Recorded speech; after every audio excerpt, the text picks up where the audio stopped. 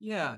I mean, I think one of the results of COVID, certainly in the UK, was that a lot of people were kind of reminded that just getting outdoors is good for your well-being. And, that's kind of common sense. I think what my book, Natural Happiness, offers is a way of actually getting a lot deeper well-being benefit from being in the outdoors. Because, it's not just about going out and kind of saying, yeah, it's nice and green out here. It's about really engaging with nature, recognizing what I would call the spiritual wisdom of nature, and learning how to connect with that. I suppose one of the big things that I learned was about the different speed in kind of the human sort of metabolism. I think is very speedy, especially these days where it's like, attention span, we're jumping from one thing to another to another. Whereas I think that what you might call the speed of nature is much slower.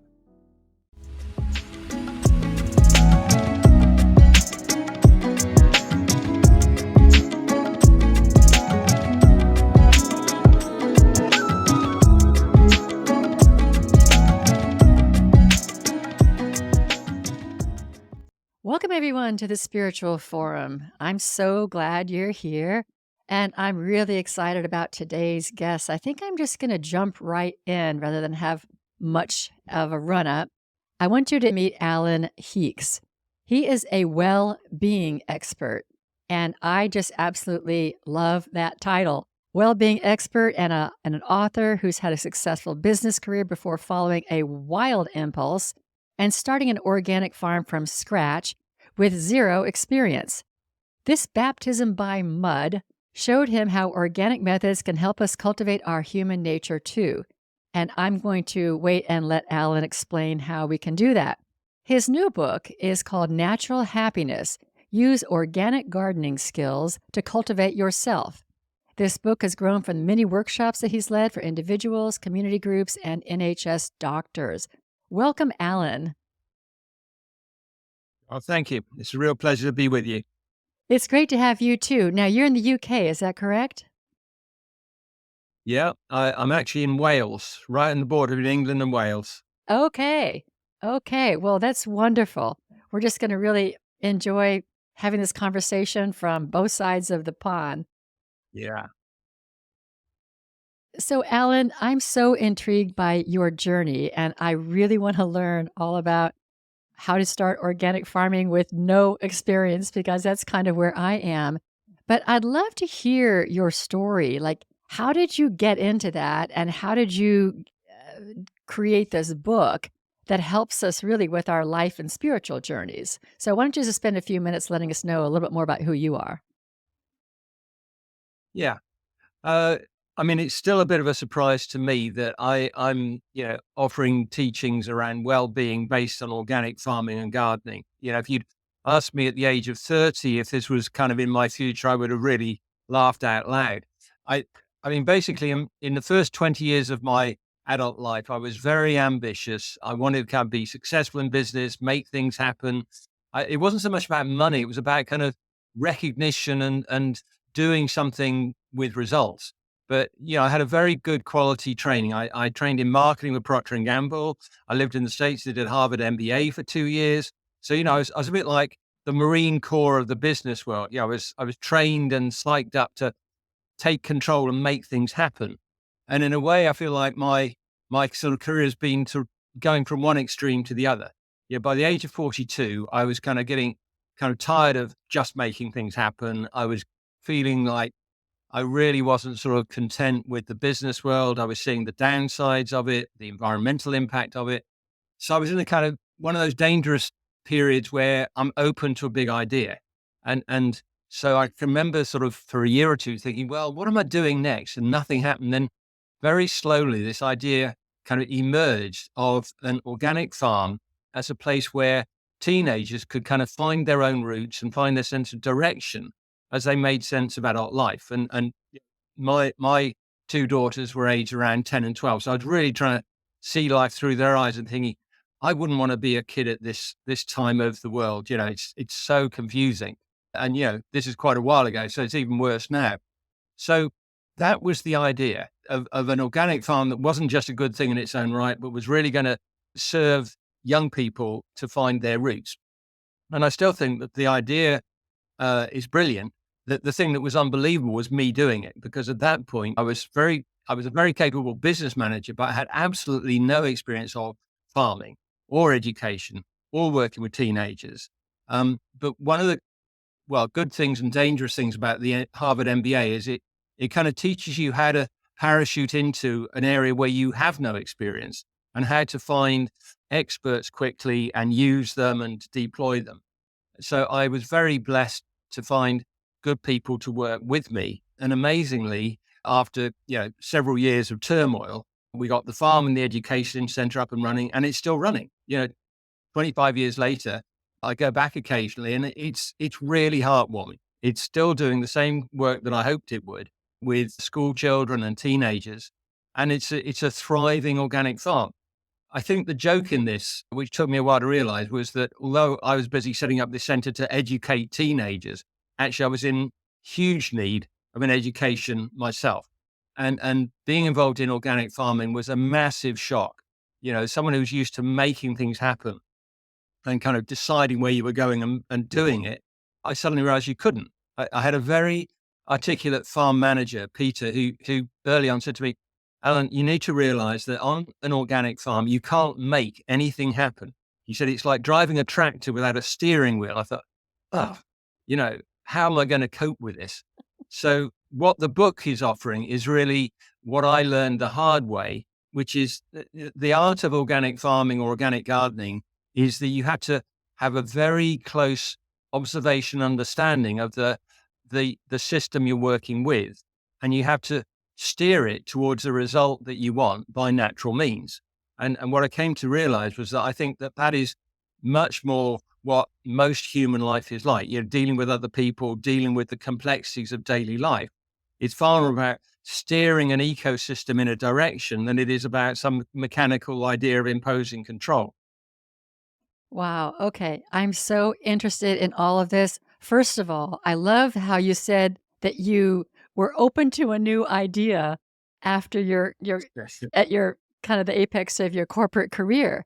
Your career is kind of I'm not nearly as highly decorated, I think, as you, but I had a similar path. I was in chemical engineering, and I worked in the energy business for like 20 years before I pursued my spiritual path. I find a lot of people who come on Yeah. to this podcast, they leave their business world and they end up going and sitting at the feet of some guru in India or something like that, which I did not ever do. I did not ever do. Yeah. But Normally. I know, but I think one of the things that really intrigues me is going from being this making something happen person that you chose organic farming rather than, you know, Procter& and Gamble, they've got a lot of chemical processes. I worked with chemical processes. What made you Yeah. decide to abandon that and go organic? Well, the part of my education was really kind of seeing the natural world as a set of living organisms that needed to be respected and cared for. By this point, the whole idea of sustainability, silent spree, all this was kind of already out there. Mhm. And I was becoming really uncomfortably aware of the environmental impact of mainstream, business. And one of the things I learned and was really quite shocking was how severe the environmental impact is of regular mainstream farming. I Mhm. think most of us who are not involved with it don't know the amount of chemicals that are involved, what that does to the soil and the water systems. It's gotten so bad that we're beginning to hear it in the headlines now. But back then, 20 years ago, people didn't know this, and I didn't know this. Right. I remember too. I've talked to people before that do organic farming, and I learned from them that if you have the soil conditions right, then all the chemicals that we think we have to put on, like pesticides and things like that, you don't have to put on because the soil conditions are right. But the way we farm now is we completely rape the soil of its natural nutrients, and then we have to put fertilizer on, and then we have to put bug spray on. So the whole thing is just a chemical soup. It really is, and I think there's a really good analogy between healthy soil and a sort of healthy human metabolism. One of the things I loved in organic farming is I started to meet organic farmers was for them their main measure of success was not the output. It wasn't what they produced. It was the quality of their soil. They said, if the soil is strong and healthy, then I know that I can get through whatever problems, the weather throws at me or the pests, and I can produce what I want. So, to me, that's very parallel for people. If we really look after our own well-being and resilience, then we can cope with what life throws at us without having to kind of depend on a chemical soup ourselves. Right. The whole pharmaceutical, pop a pill. I don't feel good, pop a pill. Yeah, Yeah. it's the same thing. Why don't we move into some of these metaphors that you share in your book that's really about how the well-being of the farm and these organic methods help us cultivate our own human nature. Let's go into some of that because I just found that fascinating. I love the analogies. Well, I still feel amazed that, this came through me because it seems to be unique and you don't often get a kind of unique insight, but I don't know anyone else who's using this parallel. So I think my favorite one, and when I'm reading a workshop, this is the one where people get excited, is composting. So when I explain to them that on organic cultivation systems, instead of using all these chemicals to force the growth, you're basically composting your waste, and the people can do the same. They start to sort of light up and say, "Wow, that's an amazing idea." So to me, the basic principle is the same. That I think most people spend a lot of energy pushing away or suppressing negative feelings and anxious thoughts and stress. And I said, well, just turn that around and imagine that there are ways in which you could actually, in effect, kind of refine your waste energy into something positive. Now, I also say to them, look, if you're dealing with a major issue, I realize that you're not just going to do that in a few minutes with an exercise that I'm leading. You'll need professional help, time, etc. But for kind of everyday irritations, you can actually do this for yourself. And on my workshops, I give people a couple of ways of doing that. One is sort of circular breathing method. So I invite people to imagine they're breathing up the spine to the head, down the front of the body to the base of the spine. And they keep doing that with long, slow, deep breaths. And as they do that, they imagine that they're identifying where in their body the negative feelings or thoughts are, and they're going to hook them on as if they're going round and round on a conveyor belt. And as they do that, I invite them to say, now imagine that as this negative energy moves around you, you're extracting the positive energy and you're discarding the negatives. You're actually letting them drop down through your feet into the earth. The other method I use is what I call stomping.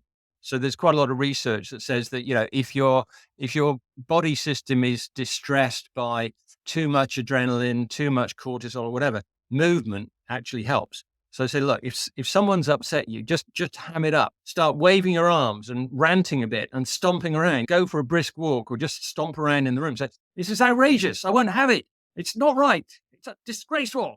And that sense of getting the energy moving, this is another way of doing it. I think the other thing I say about composting for people is that if you, with time, what I find is not only do I get positive energy out of this process, but I get insights. So, if I'm pushing something once, I'm not even going to think about the way that person distressed me. I don't learn anything. But if I kind of use this kind of composting method, I start to get insights and wisdom from the situation as well as energy. I love that. So, like, composting is taking your waste, and I'm thinking about the actual process. You turn it and you allow it to kind Yeah. of do its organic breakdown. So I can see the analogy of how we can do this with our thoughts and the Yeah. things that we want to. It's a transformation process. I'm just thinking about composting. It's taking the waste and it's turning it and through this process of turning that it becomes something that's useful. And I completely get that what we do with negative thoughts or irritations that we have all these fight, flight, avoid, kind of responses. We pretend that we get over them or we fight back or something. But this turning it around and actually transforming that thought is what you're asking people to do, and then ultimately that creates new soil. Yeah, and I mean, I started this I suppose I'd say relatively simplistically, I kept looking at these smelly piles of manure on the farm and thinking, this is incredible. Over time, used the right way, this is the source of growth.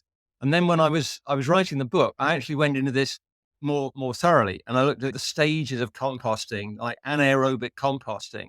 And it's a bit like you say in the book, I actually go through a short process of just a breathing exercise, but I go through the 7 stages. And for a start, with compost in the garden or the farm, you have to heap it up. You have to kind of get a kind of critical mass in order to start the process working.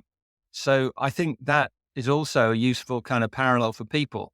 And that needs a bit of courage. So it's saying instead of kind of, dispersing your worries and emotions, actually be brave and pile them up. Get them brewing. And then, you got to raise some heat in the situation as you're doing a compost heap.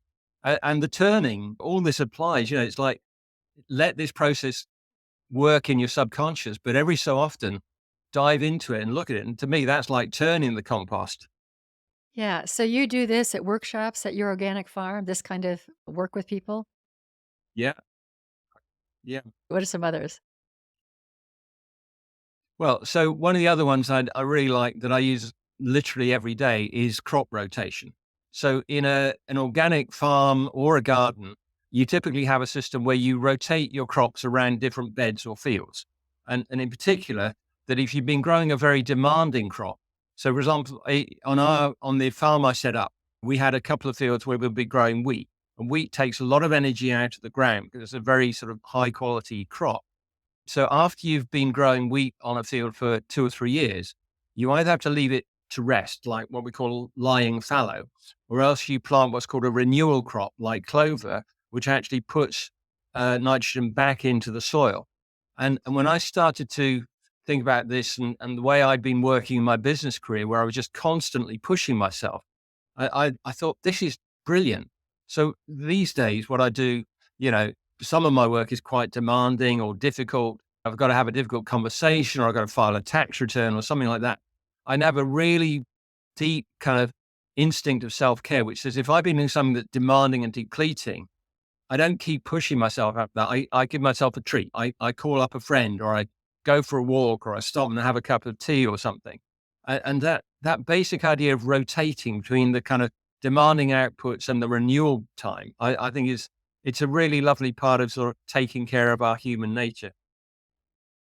And having been in the corporate world and being a successful corporate business guy, you came out of the world making everything happen, and probably I remember that there wasn't a lot of Sabbath time, downtime in the whole corporate rat race. You just keep going, and there's no surprise that there's so much burnout and that you just get so frustrated and so exhausted.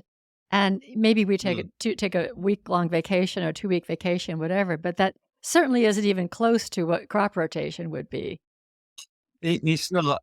I mean, probably the most challenging group I've done group workshops with is hospital doctors. I mean, certainly in the Yeah. UK, these people would arrive literally physically rigid with stress. It's like you knew that and I was doing this with a doctor, a trained medical doctor who would specialize in what he called the neurophysiology of stress for doctors. So he would explain to them the physiology of what was happening to them. He said, look, if you don't take breaks after, a couple of hours, what happens? You start to lose your empathy with your patient. Mm. You start to lose the quality of your judgment and we knew that they're under incredible time pressure. But what we also were able to demonstrate to them was that even if they took like a 5 minute break after 2 hours of intense work, just switching off their attention. We said, look, in an ideal world, just take 5 minutes, step outside, look at a tree, look at the sky, just do something to change your attention mode. And even 5 minutes of that would really kind of restore them. So it can be done even in very high pressure work. And similarly, I've done training with the management coaches who are working with very stressed business managers and the same thing, you have to be realistic about the context they're in. But even in that context, you can actually sneak some of these organic approaches in. Very interesting. I think the idea of even in 5 minutes reconnecting with the natural world. You're sitting in a hospital, or I remember I worked in a 10-story office building, and there was a oil refinery across the street. I worked in an oil refinery. And there were times Right. that I would just have to go out and take a walk, just to get outside, get away from the fluorescent lights, get away from the building and breathe fresh air and just take a walk. And that would kind of Right. rejuvenate my day. But I would think that being able to walk into the woods or the forest or a park or something like that would be even more soothing and more renewing. Do you want to talk a little bit about reestablishing our connection with the natural world? Yeah. I mean, I think one of the results of COVID, certainly in the UK, was that a lot of people were kind of reminded that just getting outdoors is good for your well-being. And, that's kind of common sense. I think what my book, Natural Happiness, offers is a way of actually getting a lot deeper well-being benefit from being in the outdoors. Because, it's not just about going out and kind of saying, yeah, it's nice and green out here. It's about really engaging with nature, recognizing what I would call the spiritual wisdom of nature and learning how to connect with that. I suppose one of the big things that I learned was about the different speed in kind of the human sort of metabolism. I think is very speedy, especially these days where it's like, attention span, we're jumping from one thing to another to another. Whereas I think that what you might call the speed of nature is much slower. So after the organic farm, I went on to set up a woodland retreat center. So it was a 70-acre woodland with beautiful old beech trees and oak trees. And that's really where I started to learn how to meditate with trees. And I can remember in the early days, I thought this would be a good thing, but I'm embarrassed to say that I would arrive with a clipboard and a series of questions, like I was going to interview the tree. And I soon found out that trees just don't work like that. I don't know if you remember Treebeard, the tree in Lord of the Rings Oh, that the yes, hobbits yes, meet, yeah. who is, "Yeah, not so hasty, hobbits." And I mean, that's really the essence of it. It's like, what I learned and what I do in my workshops. If I'm working out of doors with trees, then I say to people, look, you just have to slow down. And actually, that's one of the benefits. Like most of us humans really urgently need to slow down every day, actually, because we're just going too fast. We're thinking too fast. And being with a tree, I think actually really helps us to do that. There's something about the atmosphere and the presence of trees that is calming, and being physically with a tree is even better. You can actually do this by imagining a tree, but if you can sit with a tree, I think it does slow you down. So in the workshops I do, usually I do something called the tree talk, where I actually invite people to try this. And if you want us to give that a go during this, then maybe we could try and Yeah, I'd like to do that, but first I just wanna highlight this statement you made, the speed of nature. I I like that yes. term, the speed of nature, and that it is so much slower than us, and I I think that our disconnection from that speed of nature, and I'm certainly presuming that there was a time in human history where we were moving with the speed of nature, and now we're moving at this other accelerated speed, which really disconnects us, not just physically, but also in time. It's really kind of wreaking havoc on our own lives and on nature. And so to be able to restore ourselves to the ability to communicate or connect with a tree, I would think would really be just a really great thing. So yeah, why don't you lead us in this and then we'll talk about Yeah, it. Yeah. great. So this is you could call this a guided visualization. It's going to take about 5 minutes. So I invite your listeners just to get themselves comfortable. And if you feel happy closing your eyes, it may help you to visualize what I'm going to invite you to do. So take a couple of long, deep, relaxing breaths. Just let any tensions go from your body and your thoughts. I invite you to imagine you're outside on a lovely sunny spring day with a tree. This might be a real tree that you know and like, or you could imagine a tree. Just picture yourself out of doors in the spring sunshine with a tree. And just let yourself look up at this tree and enjoy it. Probably it's got its young, bright green spring leaves are coming out. And then imagine that you're making some physical contact with this tree. You might like to lean against it with your back against the trunk of the tree. You could hug it. You can imagine sitting with it. Just enjoy the physical presence of the tree and see how that helps you to just relax and slow down. Now I'm going to ask you to imagine that you are a kind of tree yourself, just like the tree that you're in contact with. So start by imagining that you have roots in the earth, just like this tree that you're with. So imagine that under your feet, down into the earth, you have a network of roots spreading out into the earth. And the roots of a tree have two main functions.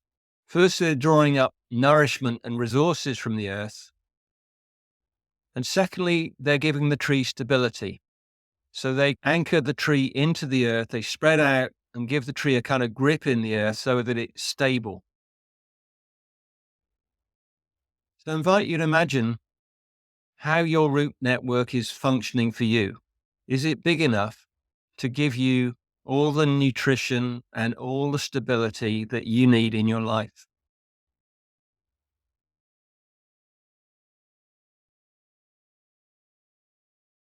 Now bring your attention up to the trunk. So feel the trunk of the tree you're with and imagine that you have a trunk as well. And imagining yourself as a tree, your trunk needs to be strong and flexible so it can bend with the wind, but it doesn't blow right over. And your trunk is also where you process your resources, where you process inputs to create your outputs. So I invite you to check in about how your trunk is doing. Does your trunk feel it's got the right balance of being strong and flexible? And do you feel like you're processing resources effectively to get all the resources you need for your outputs? Now I invite you to check out your branch network. So imagine that just like the tree you're with, you have a branch network high above you, spreading out. And these branches are where you produce your outputs, your berries, your nuts, your fruits, whatever it might be. And just get a picture of how big your branch network is and whether it feels it's the right size, or maybe it feels it's a little bit too big, or it could be expanded. So just check out your branch network and how that feels to you.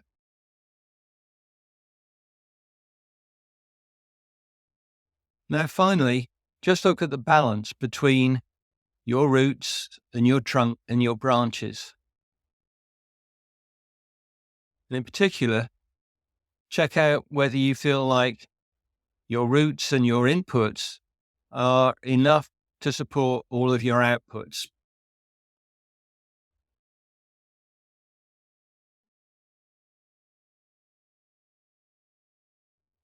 And if you're feeling a little bit overstretched or depleted, then there are two main ways you can restore some balance.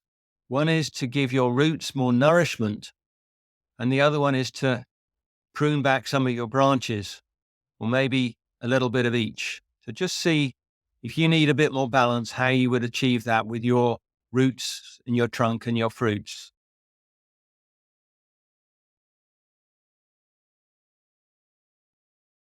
So let's draw this to a close. Say thank you to the tree you've been with.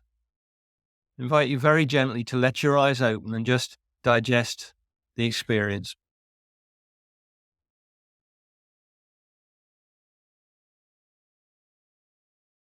That was beautiful.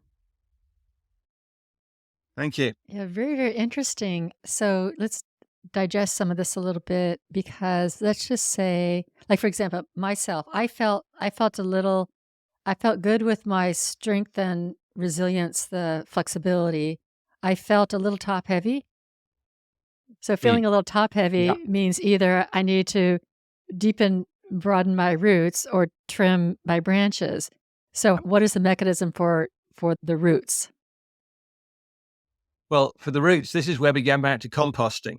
So, in essence, what I would suggest for your roots would be that you look at where you've got negative emotions or thoughts that you could compost into a source of energy. So, the second chapter of the book is called Natural Energy Sources, and there are two key clean energy sources for people that I think we don't use enough. One is appreciation, and the other is inspiration.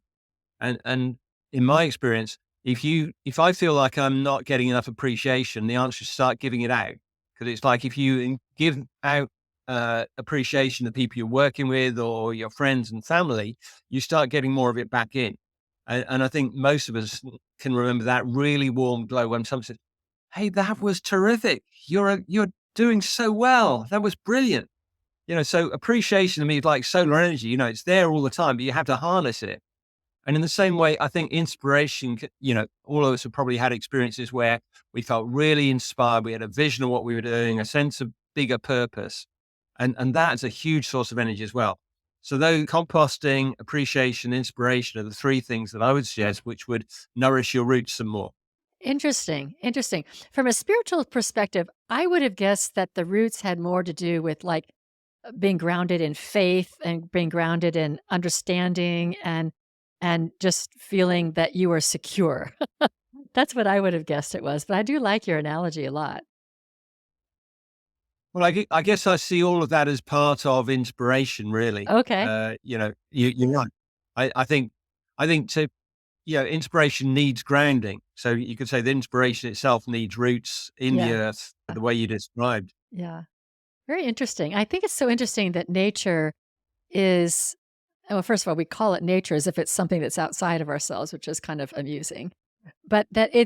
it's reflecting back to us all the time who we are, what we can be, what's going on with us. And like on my property, we have geese, and they come back every spring around this time, and a bunch of couples come back and they have babies, and just watching their parenting skills, it's just as like such an example of how to be a good parent and, or how to be family. Yeah. And everything in the Yeah. natural world is speaking to us all the time about reminding us who we can restore ourselves back to. And it's just fascinating that it's right there all the time. Absolutely. I think there's a huge amount of wisdom and intelligence and nourishment in nature. But as I said, I think the big thing I've learned is that you have to slow down and kind of reorient yourself in order to connect with it. Yeah, because I think what we do is we watch it on TV, we watch nature on TV, or we sit in our living rooms and Uh, watch it in our backyard. But to really go Yeah. fully immerse ourselves, like in the soil, like you're doing, do you kind of recommend that we should all perhaps start a garden and that there's something good for us in that? I think there's something enormously good about that. Yeah, I think the physical feel of the earth is very grounding and calming. And even people in cities, you could grow things in pots. You can even grow a few, herbs at least, on your windowsills and so on. But I think that process of being in touch with the soil and just seeing the process of growth, of caring for plants by watering them, weeding them, I think there's something very, very steadying about that. Can we talk about weeds a little bit? I'm a strange person that I have problems pulling weeds. I'll do it, but I'm thinking, well, they have as much right to live as everybody else. And so Well, yes. What do we say about weeds? Well, one of the things I remember my farm manager saying to me, he said, "Alan, don't just think of weeds as a pest." He said, "Every weed has a message for you." He said, what weed you get where is telling you something about the soil. It's telling you it's too wet or it's too acidic or something. So the first thing I think is to say, yeah, respect the weeds. They're not just a random problem. They're actually doing something. And secondly, my wife, who's a keen gardener, occasionally says to me, "Well, you think of a weed as just a plant that's not where you want it to be." Um, right. I do think there is a role for weeding. So certainly, we're involved in a community market garden where we live, and quite a lot of my work there is weeding. then I suppose what I would say is that I'm doing it with respect. So to me, that means recognizing that, you know, there is life in a plant or an animal or a tree. So I'm saying, look, I'm really sorry about this, but for me, you're in the wrong place. I'm going to have to pull you out. But I kind of try and do it with respect and regret. But yeah, I do think there's a role for weeds, and sometimes you just have to kind of pull them out, and sometimes you have to live with them.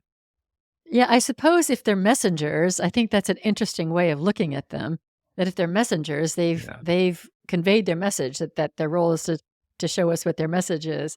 But I do think it's kind of yeah, interesting that we humans have created what we think a garden looks like. And like I remember going to, oh gosh, what's the name of the big place in France, Paris, outside Paris? not Versailles Versailles. Okay. personally. Yeah, I remember going to Versailles and seeing those gardens and how they're so manicured and shaped, Yeah, and it's kind of like the human will yeah. making something happen, like you were talking about in organic farming. You're not making something happen, but we're making something happen by making it be pear-shaped or square-shaped or whatever, and that's how humanity has done a lot of its, quote, "gardening" in history, and that's like a willful thing, and it sounds like the organic gardening is more of a willingness, of a working with the land and with the plants and with the weeds and listening to what they're all wanting and Oh, saying. very much so. And trying to give everything space. So one of my favorite parts of the certification system for organic farm is what they call wild margins. What that means is that you have to leave some of the edge of your fields as wild, so you allow the weeds to grow, and that's where butterflies and insects can be as well. And one of the benefits of that for us as humans is that when you do get a new pest or disease in the crop you're growing, you hope that the antidote comes from wild margins. And in the book, I think community is becoming very, very important for humans, and I've got a whole chapter about what we can learn from ecosystems about community. And one of the things is I think this idea of wild margins is really important for human communities. But what I notice is that most of the human communities tend to sort of become a bit homogeneous. Mhm. It's difficult to tolerate too much difference and diversity. So what I'm saying in the book is really try and tolerate the wild margins in your communities, which means the people who are cranky or mavericks who have a different view and disagree with you. Because, when you hit a new problem and you don't know what the answer is, it's very likely that it's the cranky maverick people who will come out with a different perspective and help you. Oh, that is, I love that, especially in today's world where we're getting more and more, we're getting into these little groups that reflect the exact same opinion or view or political Yeah. stance or whatever that we have. And it's these little silos are everywhere.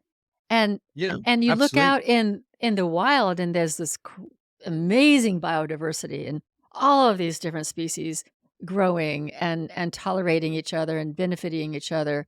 And it's almost like we're, is it like monocropping? Only hanging out Yeah, with exactly. one crop Yeah. and then planting them Yeah. to the edge so there's no wild margin. Exactly. So in some ways you could say that the weeds are like the mavericks in human society that you think they don't fit, but they have a role as well. And certainly in our organic garden, we do leave wild margins in the garden so that you don't eliminate the weeds. You just kind of ask them to sort of, take their own space and leave you to get on with growing your crops. Ah, I love that. There is a space for all of us, and it's really important that we can each express who we are. The weeds need to express who they are, and they attract their own kinds of insects and wildlife, and we cut them out, and then we're really affecting the biodiversity.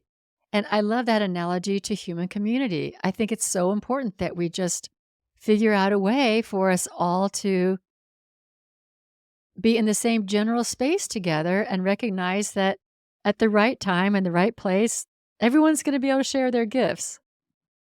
Yeah. Yeah, exactly. Yeah. Oh, okay. What else? I love this. Are there any other metaphors that we've missed that are pretty important? Um, well, I think one of the other ones that I wanted to talk about was quite specific dialogue with what you could call nature spirits. So it one of the ingredients in inspiring me to go ahead and do this organic farm was a wonderful spiritual community in Scotland called the Fintorn Foundation. And I went up there with this vague, crazy idea about starting the farm. And it was the first example I'd seen of a functioning spiritual community that really worked with the land as well. And the way they work with the land is something that I then took forward into the farm and into the gardens. And I think, this is an important part of the book as well. So they talk about what they call devas. So Devas. They believe that, there are spirits in all forms of nature. And that if you're a gardener, you really need to try and open up a dialogue with the devas of the plants that you're cultivating. So, they would say that each plant species has a deva. So, carrots would have a deva and tomatoes would have a deva. And then they'd also think that each location, each garden has a kind of overlighting angel or spirit. And, my wife and I have been using that approach in our garden for several years and finding that it really helps. So, for example, parsnips, which we're very fond of and are notoriously difficult to germinate, and we were struggling. So I said, all right, let's actually, sit down here and do what Finton would call an attunement. So an attunement is where you really put yourself in a receptive space. You say, okay, I don't know how to do this. I'm really opening up to listen to the guidance of the devas, like, the parsnip deva and the angel of the garden say, what do you do? So, he gave us a completely different way of getting these parsnips started, which succeeded. And also, I think attunement is very helpful with problems. So a classic problem over here is slugs, slugs that kind of eat your crop. And the Findhorn approach is say, look, talk to the slugs, try and talk to them and say, okay, folks, we need to grow these crops here. Please leave them alone. But, over there is a crop that you can eat. So it's like, you don't just ask them to go away. You offer them something, you respect them, but you also say, I'm drawing a line here. If you can't, fit in with these requests, then tell me what works or else, we have to take action. But I think that general principle of really respecting nature as having its own intelligence and its own kind of spiritual presence and trying to dialogue with it is very powerful. And, Finland have been doing this for many years. And there's a wonderful garden in Virginia called the Perelandra Garden, which was started by a woman, Michael Small Wright, who was inspired by Fintorn and went on to took this even further. So she's written some wonderful books about how to work with the devas in a lot of detail, how to actually set your planting plan using them. Wow, this is like a whole ministry. I think this is so interesting, and we're so blind to this. There, where we Yeah. are in our evolution, we think that this is all ancient stuff, or that those silly people Yeah. back then who thought about fairies or whatever it is. That's nothing that we do today. But to engage the spirits, it certainly is a far cry from what we're doing with industrial farming, with these big, huge machines and the chemicals and everything, and it's so disconnected from the spirit of the land. So you're really talking about restoring the connection with the spirit of the land. Very much so. And I mean, in the book, I don't have space to go into all of this in detail, but what I do is give you websites and books so that anything like that you want to go into further, like, well, what is this Perelandra workbook and where's Mac Small Wright's website? All that's in the book. So Uh, I agree. I think it's quite exciting. And certainly, there are people in the farming world who are working with spirits as well, particularly in the biodynamic sector, if you know that. I do not. So share more about that. Well, so when I was involved in setting up the organic farm, I looked at three kind of philosophies of cultivation. One was organic, one was permaculture, and the other was something called biodynamic. And biodynamic is the nearest I know to a kind of spiritual approach to cultivation. So biodynamic farming, the principles were evolved by a teacher called Rudolf Steiner, Oh, I who's know also known him. for the Steiner Okay. schools. All right. Yeah. So, his books are extremely hard to read, but I think he really was a genius. And what he did in the farming side was he articulated a method which drew on a lot of old traditions, like almost medieval traditions of how you work with the spirits of the land.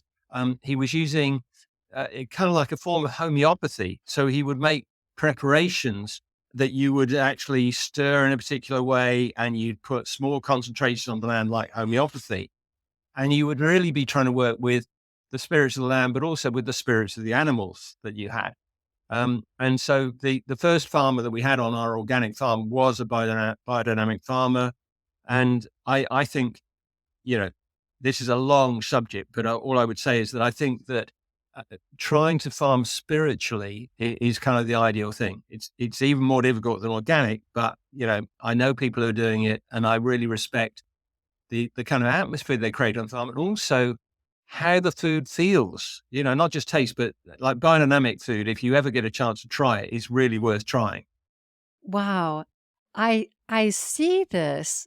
I I feel like we're on the cusp of some major tectonic shift in humanity's evolution, and what we're doing isn't ultimately going to work long term.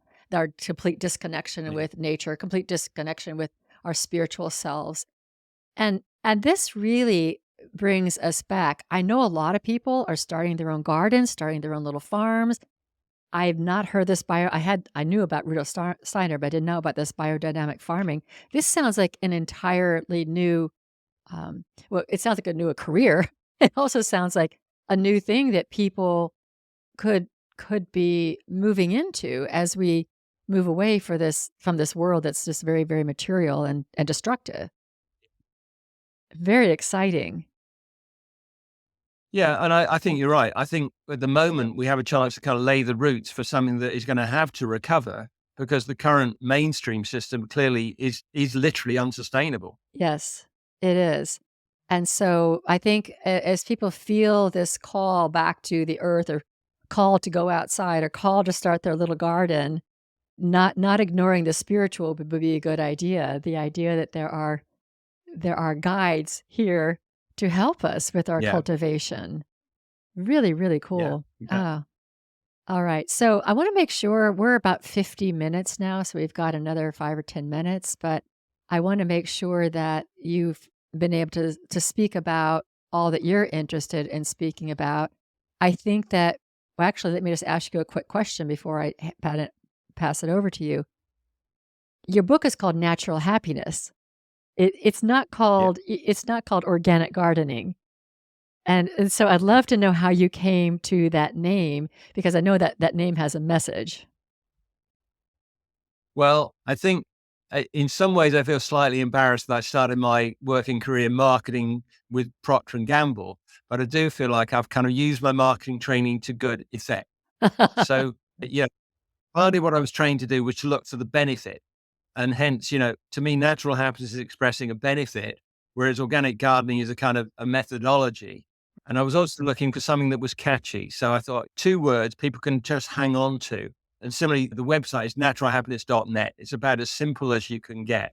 But I mean, in the same way, I mean, I wrote most of this book out of doors. So I wrote this book like sitting with trees, listening to kind of, in a way, what you call the nature spirits. So I feel like I'm very blessed to have something that really can help people that's come through me. And I do see it like that. I feel like I've been a vehicle for it. And to me, there was a kind of sense of guidance coming through what I've written in the book. Yeah, I think it's a really great name because we attribute happiness to a lot of things like material success or material possessions, but you're kind of turning that 90 degrees or on its side and saying, but this is like the real happiness, the natural happiness, the Yeah. happiness that Yeah, comes exactly. from nature and from our Yeah. connection to ourselves. So I think it's a really, really great title. Okay, so now I'll Well, turn it thank over to you to share whatever Yeah. your final message might be. Well, we've covered a lot of what's in the book. I think a couple of things I'd add. One is, one of my visions of this book is that it's a self-help book for people who don't like self-help books. Meaning, there are a lot of people who I think are struggling in life, but don't think that self-help books are a bit airy-fairy or a bit new age or a bit esoteric. So using these analogies with organic gardening and farming, I think is about as down to earth and tangible as you can get. And I've also been careful to try and put everything in very simple language that isn't esoteric. And even where I'm talking about something a little bit unusual, like the Davas, I've explained exactly what I mean by it. And, here's how you can find out more. So I think that's one message I'd like to leave with your listeners is if they're finding life a bit overwhelming, but they don't really like self-help books, then I think this is worth a try because that it's very approachable. One of my other hopes with this book is quite a lot of my work at the moment is really trying to figure out how we can all face into the climate crisis. And the research suggests that, most people know there is a climate crisis, but most people are finding it really overwhelming. It's very difficult to kind of figure out how to make sense of it and how to kind of respond to it. So that's one of the other things that I hope the book will help people with. And the way I've structured the book is that the first few chapters are really about how you look after your own well-being. And that's where things like, natural energy sources and composting come in. And I'm hoping that gives people a sort of foundation of enough resilience that they can then start to look around them at the wider world and say, okay, now I'm feeling a bit more resilient. I can see that there are some pretty difficult issues out there that I need to kind of engage with. So there's a whole chapter later in the book called Growing Through Climate Change. And one of the other parallels that I think is very useful between farming and human nature is about the whole idea of regenerative agriculture. So this is a kind of fairly new trend in farming, and it's like going beyond organic agriculture to say it's not just about kind of being sustainable, it's actually about regenerating depleted resources. And my feeling is that an awful lot of people are quite depleted and burned out and stressed up at the moment. So the idea of regeneration for human nature, I think, is very, very timely. And again, there are some really useful metaphors in the book about how we can learn from regenerative agriculture, both to sort of regenerate our own well-being, but to regenerate the way we live, reduce our impact, and start to actually regenerate the ecosystems that we depend on. Because it's like, those two really go together. It's like we have to kind of regenerate ourselves in order to be able to kind of reach out and regenerate the ecosystems as well. Wonderful. I love that. So let me ask you a really quick question before we close, because I think there's also a threat of food sources that ultimately we keep relying on going to the grocery store and that food's going to be there. But if we keep depleting our soils and keep adding all the chemicals and everything, we may have a food supply issue. And I think that's another thing that calls people to maybe start doing their own gardening. And you're providing a roadmap for how to go about that if people become moved to be their own supplier of food. I agree with you. I think that there's a serious risk of food shortages and mega price inflation in food prices within the next few years. So I think it's really important that people try to grow more of their own food. That they try and set up community market garden systems and support local growers.